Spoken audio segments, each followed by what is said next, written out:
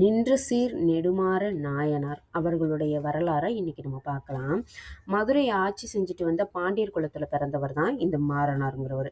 இவர் தன்னோட வலிமையால எந்த ஒரு போர்ல போய் போரிட்டாலும் எதிர்த்தாப்புல உள்ள அந்த பகைவர்களை தோற்கடிச்சு எப்பவுமே வெற்றி வாகை சூடி வரக்கூடிய ஒரு திறமை படைத்தவர் தான் இவர். இதே மாதிரி ஒரு போர்க்களத்துல ஜெயிச்சு வந்துதான் சோழ மன்னனுடைய மகளான மங்கையர்க்கரசியரை திருமணம் பண்ணியிருக்காரு.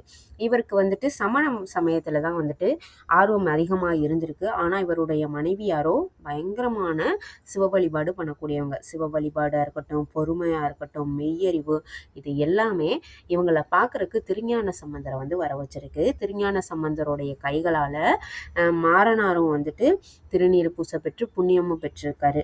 அவருடைய அந்த சமண சமயத்தில் இருந்த அந்த வளைந்த அந்த அறிவு போய் திருஞான சம்பந்தரால் திருநீர் பூச பெற்று அவருடைய கூன் நேரம் ஆனதுனால தான் இவருடைய பேர் நின்ற சீர் நெடுமாற நாயனார் அப்படின்னு சொல்கிறாங்க. அதாவது கூனுங்கிறது அவருடைய அறிவை சொல்கிறாங்க. அவர் நேரானதுனால தான் அவருக்கு இந்த பேர் கிடைச்சிருக்கு. அதுக்கப்புறம் என்ன பண்ணியிருக்காருன்னா, தென் தமிழ்நாட்டில் சிவனரி பெருக செய்து அவர் ஒரு வலுவாது, அதாவது செங்கோல் வலுவாத திருநீற்றின் நெறி விளங்க நெடுங்காலம் ஆட்சி செஞ்சிருக்காரு. அதுக்கப்புறமா இவர் சிவலோகமும் அடைந்திருக்காரு.